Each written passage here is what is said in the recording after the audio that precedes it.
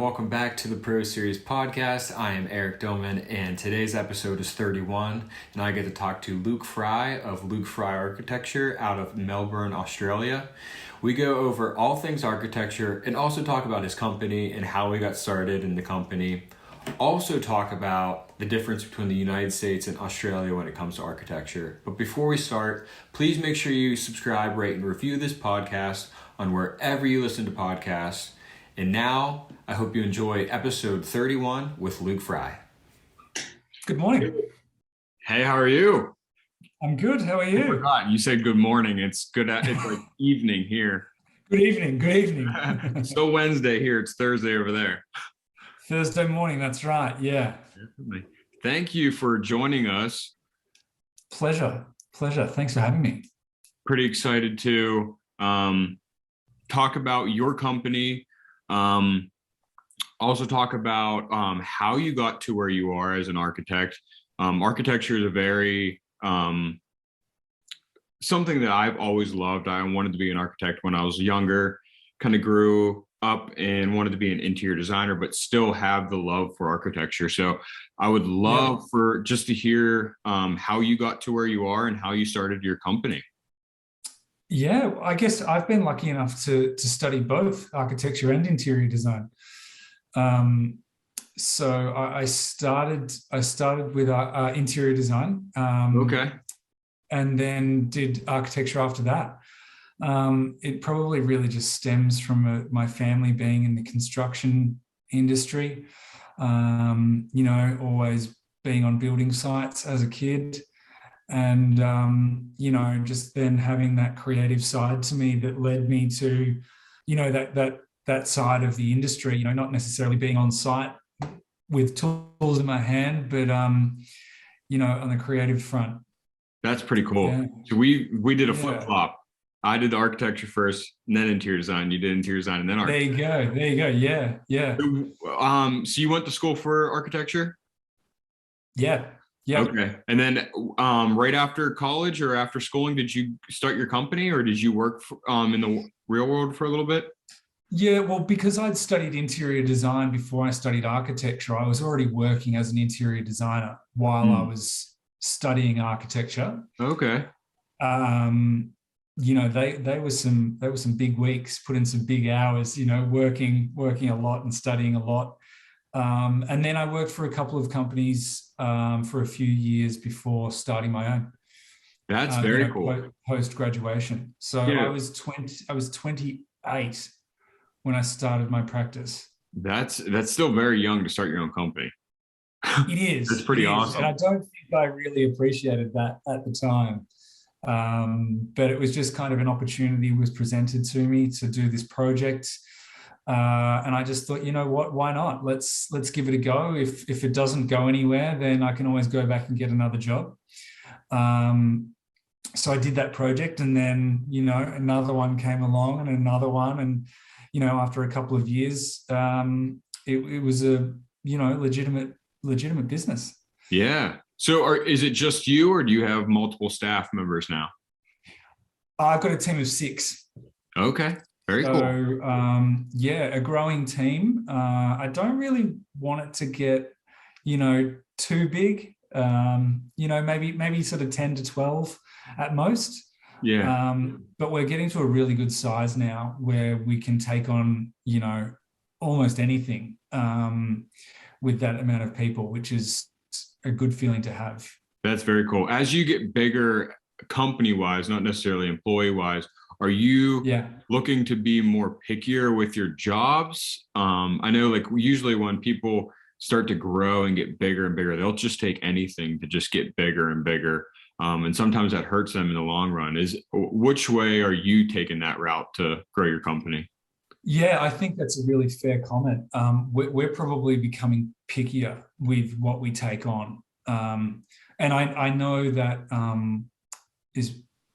that alternative is probably a vicious cycle, where you've just got more mouths to feed. So you're desperate to take on more work to keep the flow happening. I guess that's probably what we would be trying to avoid, where, we're driven by the quality of the outcome not necessarily the scale or the value, if that makes sense. Absolutely. Although the scale and the value are growing too, which is lovely. Yeah. But yeah, we're just focused on creating really unique projects, where the client and us have, a vision of, excellence. Yeah. I kind of want to bring up with being picky with your jobs doesn't mean necessarily you're being like selfish and only want to do jobs that you like. It's also scouting out on the client and making sure that they're fit for your company. It's not just trying to be Yeah. selfish with it. You want to make sure your company can fulfill their needs, which is something that I wanted to bring up next because you do a really interesting post on your Instagram about briefing the client, which I think is so Yeah. important. How do you do that with your clients? Yeah, look, I'll be honest, we used to have a questionnaire, Okay. that we no longer do, purely because it just became a little cumbersome for some, time poor people. So we now do a similar process, but just sitting down over a coffee and talking and extracting information from them, really. Absolutely. I mean, I think a lot of, architects and interior designers have their processes. Mhm. Ours, I mean, we always focus on establishing the brief before we even put a fee proposal together. It's very smart. We want to make sure that that brief is really highly considered, from our perspective and the clients as well. We sit down, we just ask a lot of questions. We just extract as much information as possible, like everything from, because what I find actually is clients will sort of think quite consciously, or it's at the forefront of their mind as to what they kind of need now, what their current situation is. Yeah. But when you propose questions like, what does your life look like in 20 years? Even if that client has toddlers, they're then off at university or they've left home by then, Mhm. so the brief starts to sort of change a little bit and you start to think a little bit differently when you ask questions like that. Absolutely. And then it can get down to, just super micro questions as well, you know, It gets about the day-to-day life. Yeah, it can be uncomfortable too, asking a lot of those questions. I feel, I mean, I've known designers that are very uncomfortable with asking those questions because some of those questions kind of feel like they're a little bit too personal and they're a little bit um, none of your business type of thing. But if you don't ask those questions, you're just designing and creating from whatever you want or when you like, and you're not truly doing it. You're doing a disservice to your client. Yeah, I completely agree. And I think it's a little bit irresponsible in a way. I mean, when we talk about, good design, it should be something that's timeless and it should last generations. Oh yeah, If you're definitely. just designing something for the here and now, well, whether that's, functionally or aesthetically, in 5 years or 10 years, it no longer meets those needs. And therefore, you need to change it. You need to redo that bathroom or that kitchen or think about something else. You're not looking at the longevity of the home or the building and what its future uses might look like. Yeah, Yeah. and that's something if anybody's listening, if you have a architect or a designer comes to your house and isn't asking you that many questions, that's a red flag for you to kind of turn away and find someone that is.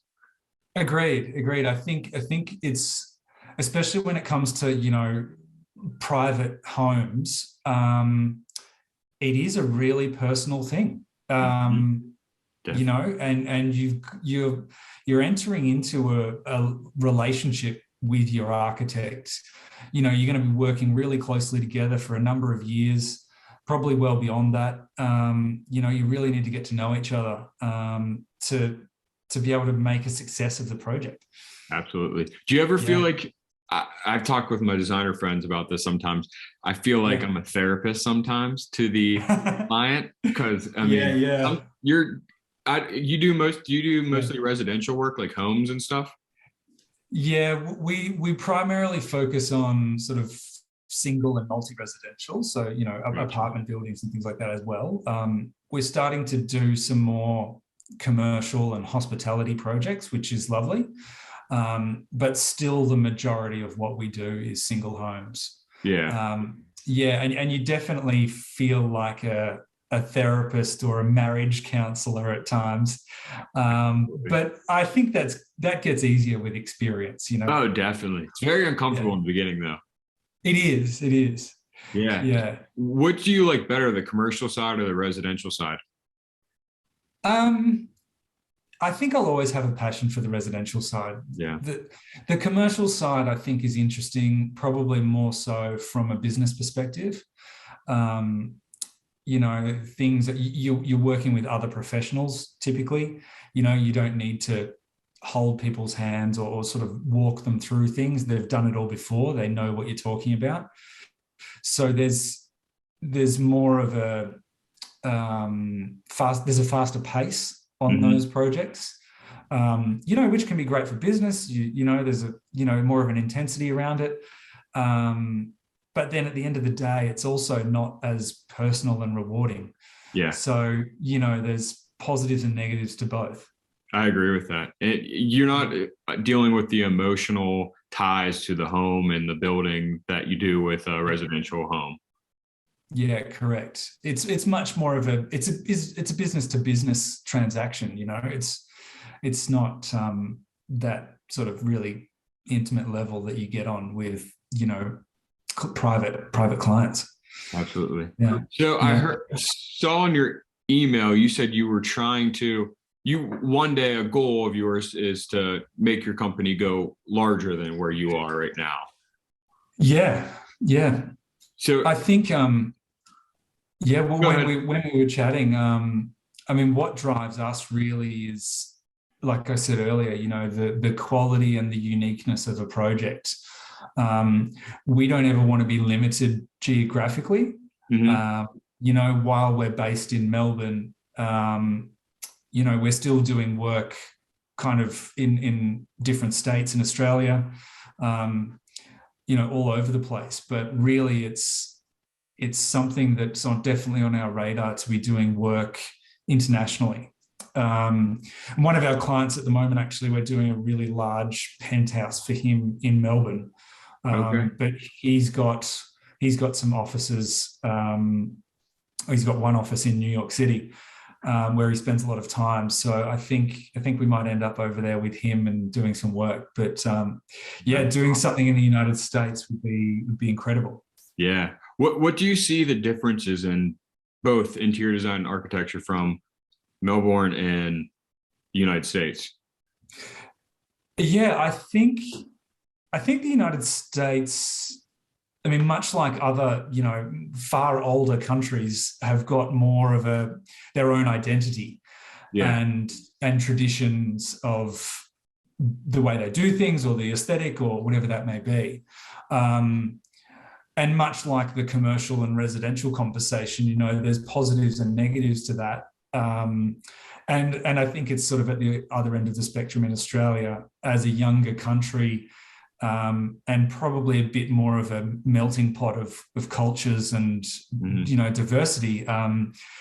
There's, I think, there's sort of less rules here, which Oh, again okay. is a positive and a negative. It gives probably greater creative freedom, Hmm. but then that sense of identity and culture is sometimes lacking.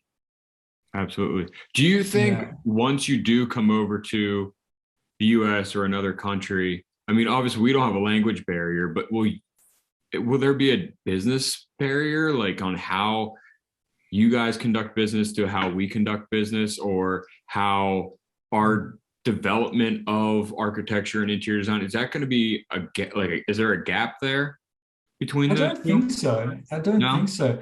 Other than converting from feet and inches into Uh, into millimeters and, yeah. and meters, I think that's our only real hurdle. Not that that's really anything to worry about. Yeah. But Technology, no, it's nothing. yeah, exactly. Uh, No, I don't think that there's, much difference from a business point of view. We have had a couple of opportunities in the United States already, Hmm. which just kind of didn't eventuate for whatever reason. But we've already sort of dipped our toe in a little bit, and we love the idea. So it's definitely on our radar. Absolutely. Yeah, Yeah, I don't know if this show is in your area, but you know the Amazon Prime show, I forget what it's called. Is it Luxury Home Listings? yeah. Yeah. I that's the only thing I know of for I've seen in like, other than like the Sydney Opera House and stuff like that, other Yep, architecture and interior design in Australia. Um, yep. is that well representative of what you have as interior design and architecture in Australia? Uh, I don't think so. I think it's Okay. a bit. Um, I mean, it yeah, is the million dollar homes, the crazy priced homes. So I yeah, mean, even in the United States is a little bit different like that. Like we have a show on Netflix called Selling Sunset. Not a lot of the houses yeah, around my area look like those houses in Los Angeles. I don't even think there's yeah, probably even one. But yeah. that's the what I think of when I'm talking to you about the architecture and interior design in Australia. Yeah, I think I find shows like that are more driven to obviously it's television, right? Yeah. So they're focused on, almost shocking you or wowing you, as opposed to this really highly sort of defined or refined design, if that makes sense. I find most of them are just a bit over the top, Oh yeah. and and the term luxury or luxurious is pretty subjective as well. What one person likes, the next person doesn't. That's true. Very true. But there's a lot of amazing design here. There's a lot of architects and a lot of interior designers that are producing some amazing work. Yeah. Sorry, that's my phone. Um, It's good. um, but yeah, I think those sort of shows in Australia are comparable to the ones in the US, but I wouldn't say that that would be, the type of work that we'd be aspiring to. Yeah. Um, yeah, Yeah, and I feel like that's the same way here. We have a lot of shows. We have HGTV, which is a humongous TV network here with all the home and garden shows, real estate. yeah, Um, yeah, and they represent the good side of the business, and they don't show you everything else. So a lot of people are like, they meet you and they're like, I wish I had your job. You have the best life. And I'm like, "Man, you're only seeing it from the TV show side. It's only the good side. You're not seeing it from yeah. the actual job itself." Exactly. I think those shows show, the best 5 minutes of the process, which is Absolutely. the end product, right? Yeah, When it's all finished, it's wonderful and everybody's happy and celebrating and all of those sorts of things. But it ignores the years of hard work and toil prior to that it takes to create a building. These absolutely. things don't come together overnight. Yeah. Hmm. Do you, for your business, do you have, is it kind of 50-50 with architects and interior designers, or is it mostly, No, no, it's not. So I would say the ratio is probably 4 to 1. okay? So other than myself, we've got one other interior designer, and then the rest are architects and practice manager. Um, Sure.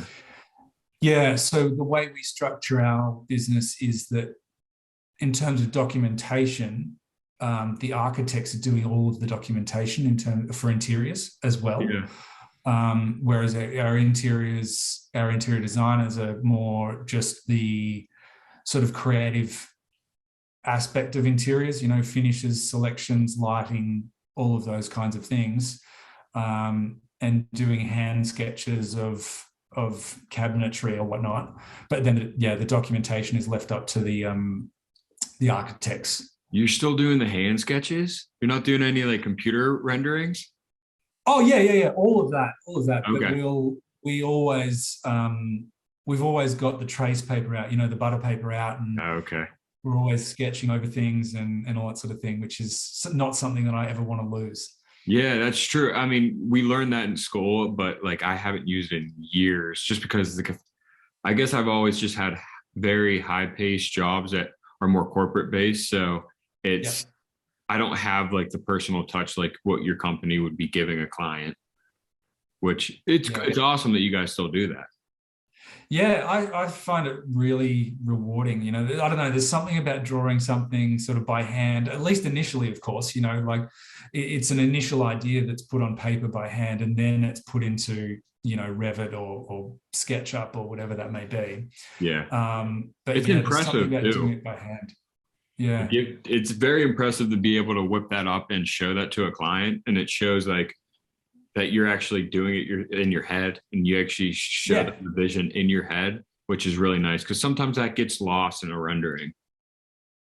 Exactly. And I think it's almost all too easy in some respects with technology today, where people are out there, producing these amazing renders or whatever it may be. And it's like, well, do you really understand how that goes together, or why it's doing that, as opposed to it just being a pretty picture?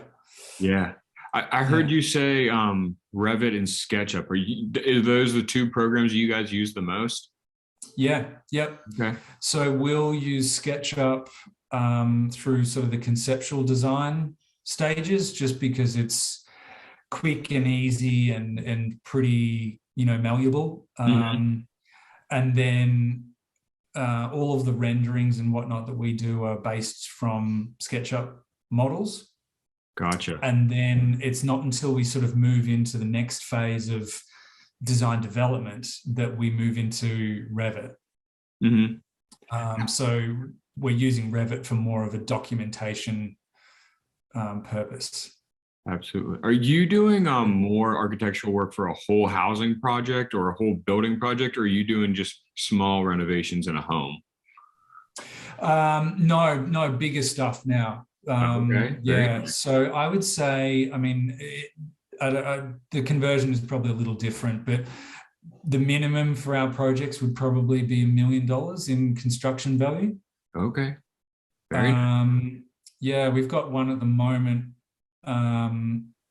single house. It's 700 square meters. So I don't know what that is in feet, but I don't either. a lot. In school, we I did. think it's a multiplication of maybe 2.5 or 3. Oh, I'm not sure.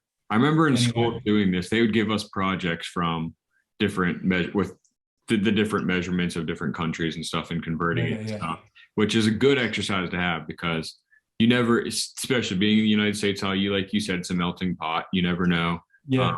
who your client's going to be, who's the one measuring the house, and who's giving you the information. So that's Yeah. always good to know.